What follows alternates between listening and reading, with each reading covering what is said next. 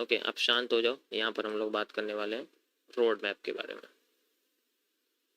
देखो ये basically beginners के लिए है, ठीक है। ये ओनली बिगनर्स और इंटरमीडिएट्स के लिए है। अगर एडवांस वाले हैं तो वो भी आप देखो भाई समझ सकते हो, वैसे तो ज़रूरत नहीं है, बट अगर एडवांस वाले हो तो कोई दिक्कत नहीं है। देखो मेरी स्पेलिंग थोड़ी सी गलत हो सकती है, उसके लिए माफ़ी चाहता हूँ। इसलिए मैंने वीडियो के डिस्क्रिप्शन में भी लिखा हुआ है कि स्पेलिंग कभी कभी गलत हो जाती है, उसके लिए माफ़ी चाहता हूँ मैं। और ज़्यादा फोकस जा रहा है, अरे कोई बात नहीं, चेंज कर दूंगा। जब तक समझा रहा हूँ तब तक रखते हैं, फिर चेंज कर दूंगा, ठीक है। अब यहाँ पर बिगिनर का मतलब है जिसको 1 से 1.5 साल का सिर्फ मार्केट में एक्सपीरियंस है, मतलब थोड़ा बहुत पता है उसको, वो वाला, ठीक है। अब यहाँ पर बात करते हैं हम लोग रोड मैप के अंदर। आपको मैं 4 चीज़ें बताने वाला हूँ। सबसे पहले होती है आपके सामने, दैट इज आपका सिस्टम, ठीक है। सबसे पहले हम लोग उसके बारे में बात करेंगे। देखो वैसे तो ये आप कह सकते हो कि जो मैंने पहले ऑलरेडी बता चुका हूँ उसके बारे में ही है। इसका आपको अगर आप बेसिक टू एडवांस का अगर कोर्स भी जाके देखो उसके अंदर भी आपको सेम यही मिलेगा, ब्लूप्रिंट के अंदर आपको मिल जाएगा। लेकिन मैं वो सारा सिस्टम आपको सिर्फ एक वीडियो में एक्सप्लेन करने वाला हूँ, ठीक है। How we use the system. देखो सबसे पहले आपको जानना पड़ेगा कि आपके पास जो डिवाइसेस हैं उनकी अवेलेबिलिटी कितनी है। क्या आप डिवाइसेस अफोर्ड कर सकते हो? How you can afford the devices, ठीक है। सबसे पहले कि आप डिवाइसेस अफोर्ड कर सकते हो। देखो मैं यहाँ पर रोड मैप क्रिएट कर रहा हूँ एनालिस्ट के लिए, ट्रेडर के लिए नहीं कर रहा हूँ अभी फिलहाल के लिए, एनालिस्ट के लिए कर रहा हूँ। बीच बीच में मैं कुछ पॉइंट डालूंगा जब मैं जो है, ठीक है, मैं बीच बीच में डालता रहूंगा एज ए ट्रेडर के कॉन्सेप्ट की ट्रेडर के लिए क्या रहेगा, बट फिर फिलहाल के लिए आप समझे। तो क्या आप डिवाइसेस अफोर्ड कर सकते हो या आपके पास पहले से है? तो आपको सबसे पहले इस पे अपने आप को, देखो मैं बिल्कुल बेसिक से बता रहा हूँ इसलिए थोड़ी बहुत चीजें बोरिंग हो सकती है, बट समझ सकते हो। अब डिवाइसेस में जैसे कि भाई सबसे पहले क्या है कि आपके पास एक ऐसा एनफ स्क्रीन साइज होना चाहिए जिससे आप एनफ चार्ट को सिंपली रीड कर सको, मतलब चार्ट रीडिंग आपके लिए सिंपल हो। आपको उतना स्क्रीन साइज देखना है और उसके हिसाब से अपने डिवाइस को सेलेक्ट करना है कि हाँ भाई मेरे लिए फ़ोन अच्छा है और मैं उसको अफोर्ड भी कर सकता हूँ तो ठीक है। हाँ भाई मेरे लिए जो है कह सकते हो कि डिस्प्ले अच्छा है, आप डिस्प्ले ले सकते हो। और आपको लगता है कि आपको किसी ऐसे डिवाइस पे जो है इन्वेस्ट करना चाहिए जो आपके लिए लॉन्ग टर्म आपको एनफ दे। यानी कि देखो ये जो आप डिवाइस सेलेक्ट करोगे ये आपका चलेगा आपके 5 साल तक के करियर में। आपको इससे लर्निंग क्रिएट करनी है, इनकम तो बाद में होगी, ठीक है।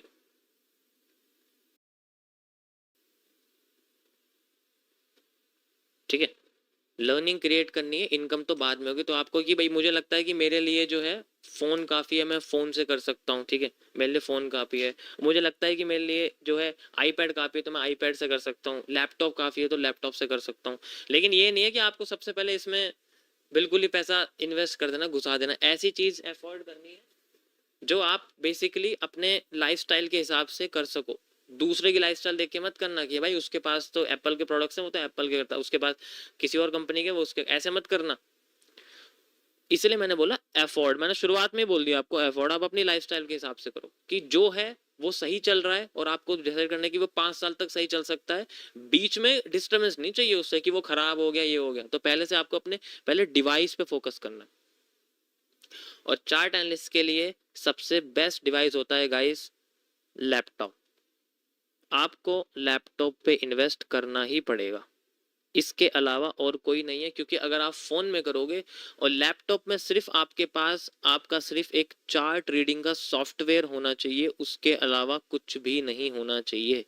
देखो भाई अगर तुम चाहते हो ना, जैसे मैं एनालिसिस करता हूँ लाइव स्ट्रीम पे 100% फोकस के साथ, तो ये 100% फोकस तभी आएगा जब तुम्हारे पास एक ही चीज़ उसके अंदर होगी, डैट इज़ योर सॉफ्टवेयर जो आपका चार्ट रीडिंग यूज कर रहा है, ठीक है।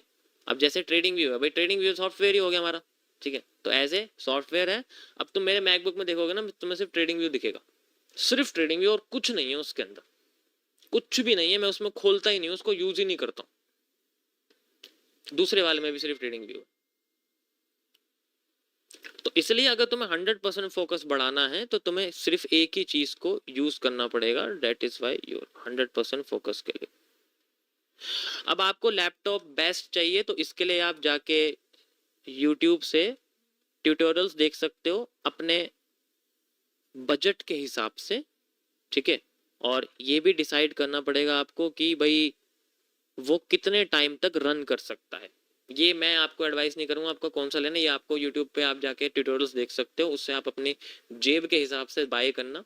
अगर है तो अच्छी बात है, नहीं है तो आप वहां से देख सकते हो फॉर न्यू कॉमर्स के लिए। उसके बाद आपके पास दूसरी चीज आती है सिस्टम के अंदर, that is your internet connection, network. देखो ये तो बहुत इंपॉर्टेंट है। अगर तुम्हारा नेटवर्क ही अच्छा नहीं है तो चार्ट बार बार रिलोड होता रहेगा, रिलोड होता रहेगा, रिलोड होता रहेगा। तो सबसे पहले आप अपने नेटवर्क पर भी ध्यान दो। इसका मतलब है कि तुम्हें महीने में कम से कम 600 से 800 रुपए तो खर्च करने ही पड़ेंगे, तब जाके तुम्हारे पास एक अच्छा इंटरनेट और लैपटॉप का कैसे हो कि वो हो जाता। पीसी रिकमेंड नहीं करोगे? नहीं, पीसी नहीं करूंगा मैं। आप लैपटॉप के साथ अगर ज्यादा पैसा फूट रहा है जेब में से तो ज्यादा एक स्क्रीन ले सकते हो, कोई अलग से एक मॉनिटर ले सकते हो, स्क्रीन, या फिर कह सकते हो कि कोई मॉनिटर आप बाय कर सकते हो और उसको इसके साथ कनेक्ट कर सकते हो। अलग से बड़ा सा जो है 6-7, हाँ, ये सीपीयू लेने की जरूरत नहीं है, एक सिस्टम स्क्रीन भी चल जाए, क्योंकि तुम गेम नहीं खेल रहे हो, तुम बस एक सिंपल सा चार्ट एनालिसिस का सॉफ्टवेयर यूज कर रहे हो। उसके लिए हैवी ग्राफिक कार्ड, हैवी जो है आपको सीपीयू जीपीयू की कोई जरूरत नहीं है। ओके, नेक्स्ट, जब आपके पास नेटवर्क है तो ऑब्वियस सी बात है आपका महीने का खर्चा तो इतना बैठता ही है भाई। हमने मान लिया कि इतना महीने का खर्चा बैठता है, ठीक है। अब यहां पर एक चीज और है कि भाई नेटवर्क हमारे पास आ गया, ठीक है, और साथ में लैपटॉप अगर ईएमआई पे ले रखा है तो उसके साथ आप इसमें जोड़ भी सकते हो कि भाई 1500 2000 रुपए की 3000 रुपए की ईएमआई है, तो भाई खर्चा तो आपका आना ही आना है, ठीक है। पुराना पीसी, हाँ, जो आपको सही लगे। मैंने आपको यहाँ पर टाइम बता दिया है कि 5 साल का आपके पास कुछ भी लोगे 5 साल तक वो बिना रुके चलना चाहिए। अगर आप ओल्ड ले रहे हो तो ज्यादा अच्छा है, ठीक है। अगर आप नया ले रहे हो तो फिर तो कोई दिक्कत ही नहीं है, ठीक है। तो उससे कोई फर्क नहीं पड़ता। देखो फोन से नहीं कर सकते, फोन से आप कुछ नहीं कर सकते, इसलिए मैं बोल रहा हूँ ट्रेडिंग आपको करनी नहीं है शुरुआत में। बिगनर के लिए trading is not recommended. Beginner के लिए ट्रेडिंग नहीं करनी है, आपको बाय सेल नहीं करना है। पहले आप सुन लो, आपको अपने बैंक का पैसा बिल्कुल भी यूज नहीं करना है।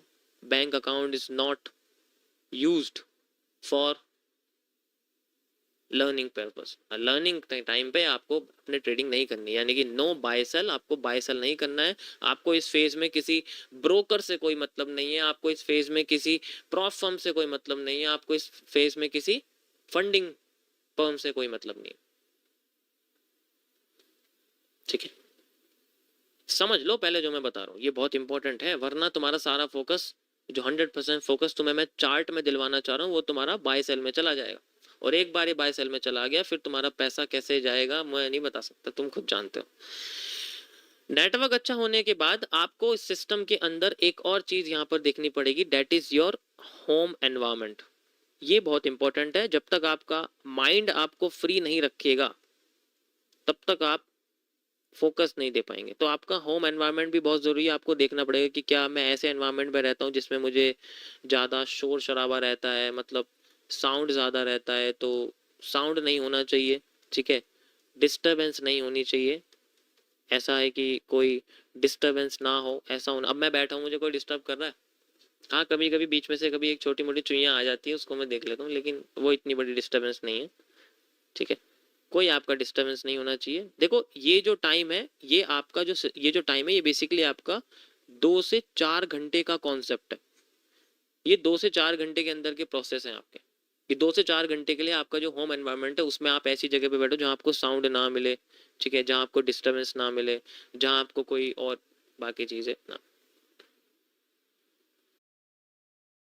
ठीक है। This is called this system आप। तो भाई देखो, अगर तुम सब कुछ ले भी लोगे, शांति नहीं मिली ना, तब भी कोई फायदा नहीं, क्योंकि ये एक माइंड स्किल कॉन्सेप्ट है, ये एक माइंड स्किल डेवलपमेंट की दुनिया है। और जब तक माइंड ही रिलैक्स नहीं है भाई, तो कैसे हो जाएगा सब कुछ? हो ही नहीं सकता, हो ही नहीं सकता। तो आपको यहाँ पर सिस्टम के साथ अपने एक टाइम का भी मैनेजमेंट करना पड़ेगा। You need a time. या तो आप डे टाइम में अपने आप को सेट करके बैठो, या आप नाइट टाइम में अपने आप को सेट करके बैठो। ऑलरेडी मैं बता चुका हूँ, इसके लिए आप लोग इंडिकेटर वगैरह यूज कर सकते हो, जैसे कि बताया मैंने आपको कि, ठीक है, जैसे कि मैंने आपको बताया कि आप एफएक्स मार्केट सेशन का यूज कर सकते हो, 2 से 4 घंटे का अपना खुद का टाइम लगा सकते हो। उसके पास जो है आपको पता लगेगा कि मुझे कितने टाइम तक कितने टाइम में बैठना, भाई टाइम के हिसाब से आपको देखना पड़ेगा। इसके बाद नेक्स्ट आपके पास जो सिस्टम के अंदर कॉन्सेप्ट आता है, दैट इज ए आपकी करंट स्टेटस। स्टेटस, ये व्हाट्सअप का स्टेटस नहीं है, ये स्टेटस है आपके एज ए स्टूडेंट का, ठीक है। स्टेटस है आपके एज ए जॉब या वर्किंग का।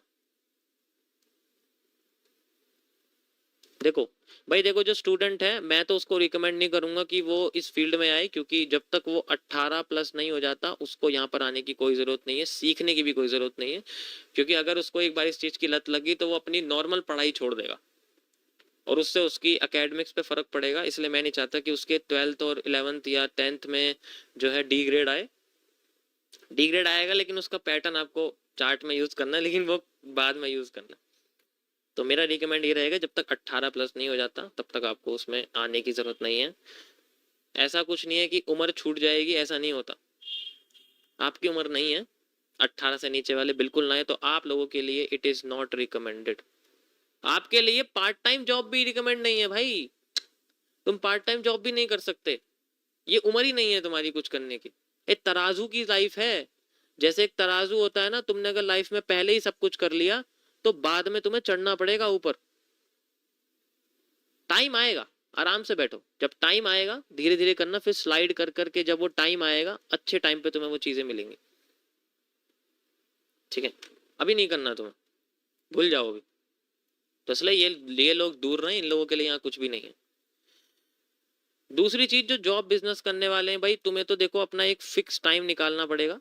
You have to set a fix time rather than market कोई सी भी हो, आपको फिक्स टाइम के साथ साथ वो मार्केट यूज करनी पड़ेगी जो आपके टाइम के हिसाब से सेट बैठती हो और जो आपको सिंपल लगती हो। जैसे कि मैं क्या बोलूँ, क्रिप्टो मार्केट सबसे बेस्ट है चार्ट एनालिसिस करने के लिए, क्योंकि वो 24 घंटे खुलती है और उसके जो पैटर्न्स होते हैं बहुत अच्छे बनते हैं। जब आप तैयार हो जाओगे, then you have to decide. और बिजनेस वालों के लिए भी एक फिक्स टाइम होता है, क्योंकि वो भी तो बिजनेस सुबह से शाम तक ही करते हैं, रात को किसका बिजनेस होता है, बहुत कम लोगों का होता है, ठीक है।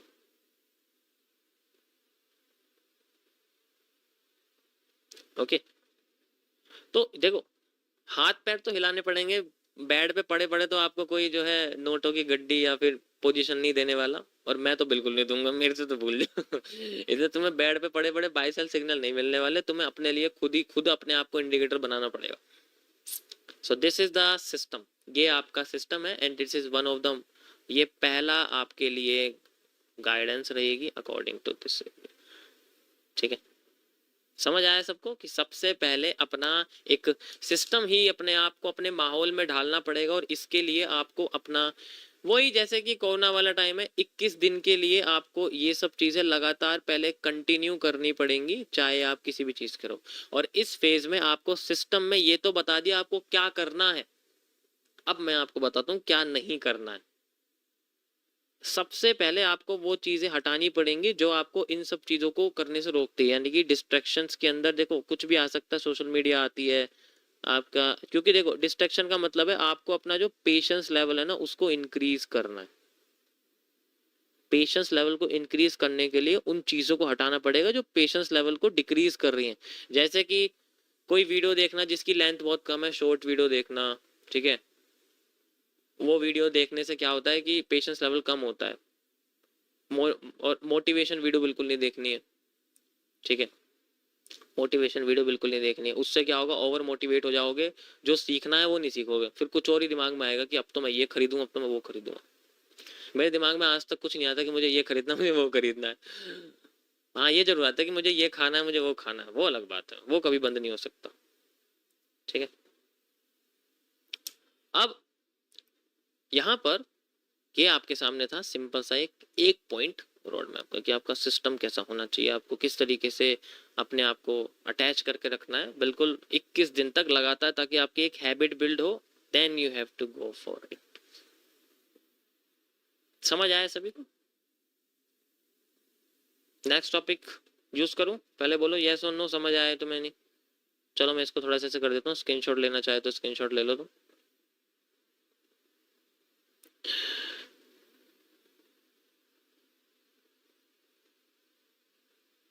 अब स्क्रीनशॉट ले सकते हो आप।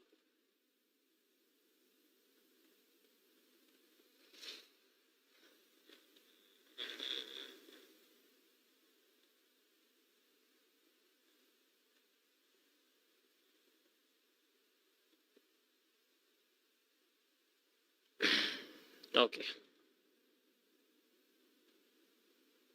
Note it. अब मैं आपको बताता हूँ इस रोड मैप का दूसरा, and it is applicable after the 21 days. वैसे तो मुझे यही करना चाहिए कि तुम्हें 21 दिन तक छोड़ देना चाहिए, देखूं तुम्हारा क्या रिजल्ट आता, उसके बाद तुम्हें इसके बाद बताना चाहिए, बट कोई बात नहीं, मैं तुम्हें यहाँ बता दूंगा, ऐसे कोई इशू नहीं है, ठीक है। नेक्स्ट, जब आपको सब कुछ सिस्टम समझ में आ जाएगा एंड आपको थोड़ी सी हैबिट पड़ने लग जाएगी, then you have to realise कि अब आपको अगर सब कुछ सीखना है तो उसके लिए आपको पहले डिसाइड करना पड़ेगा कि मुझे अपने आप को लर्निंग फेज के अंदर रखना है। अब आपका लर्निंग फेज यूज होता है, ठीक है, और ये जो लर्निंग फेज है ये आपका सिर्फ और सिर्फ चार्ट्स के अंदर गुजरेगा। आपको कीड़ा बनना पड़ेगा कैंडल्स का। देखो मैं अपने एमएमसी के कॉन्सेप्ट से बता रहा हूँ, अगर आपको बनना है तो आपको कैंडल्स का कीड़ा बनना पड़ेगा, इंसेक्ट्स ऑफ कैंडल बनना पड़ेगा। ओनली सॉल्यूशन फॉर योर,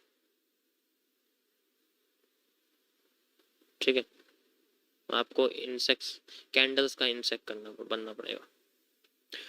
अब इसके लिए देखो, ये जो आपको मैंने सिस्टम बताया ये बेसिकली 21 डेज तक है। This is applicable for 21 days. 21 दिन तक आपको अपने आप को तैयार करना है, अपना सिस्टम तैयार करना है सबसे पहले। नेक्स्ट आती है अब आपकी सिस्टम के बाद आपके लर्निंग की।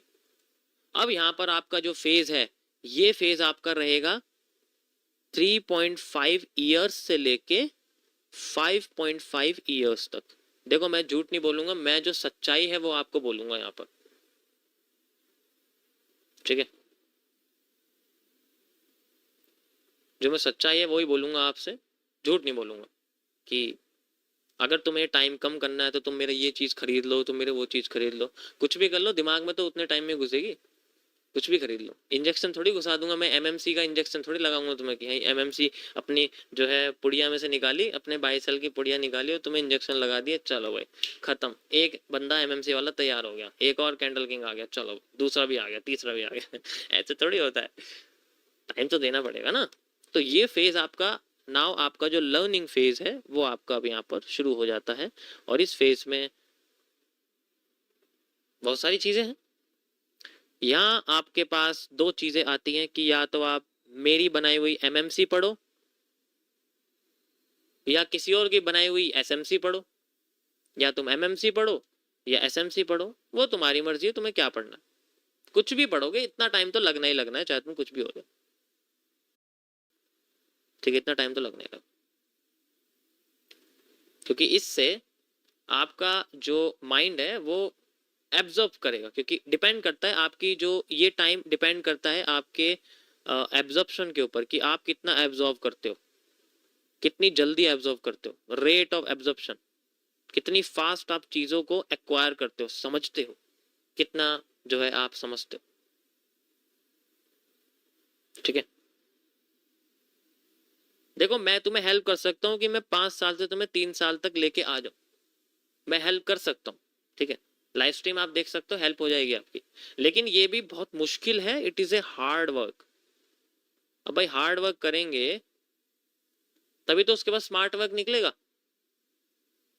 ठीक है, तभी तो उसके बाद स्मार्ट वर्क निकलेगा। लेकिन उससे पहले हार्ड वर्क करना पड़ता, सीधे स्मार्ट वर्क नहीं कर सकते, ठीक है।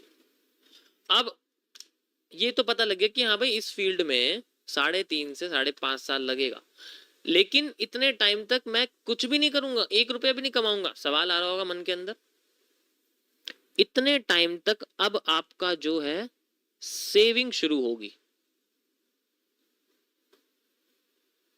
अगर तुम सेविंग स्टार्ट करोगे तो लाइव स्ट्रीम पे मेरे जैसे लोगों के सामने ऐसे सवाल नहीं पूछोगे, सर 1000 रुपए से ट्रेडिंग कर सकते हैं, सर 10,000 रुपए से ट्रेडिंग कर सकते हैं, सर $10 से ट्रेडिंग कर सकते हैं, सर $50 पे क्या लोड लूं, सर $100 पे क्या लोड लूं। ऐसे सवाल नहीं करने वाले फिर तुम मेरे सामने,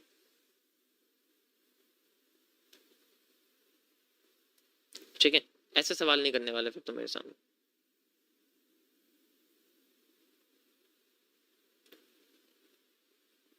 समझ रहे हो ना मैं क्या कर रहा हूं? स्टॉप लॉस कहाँ रखूं सर?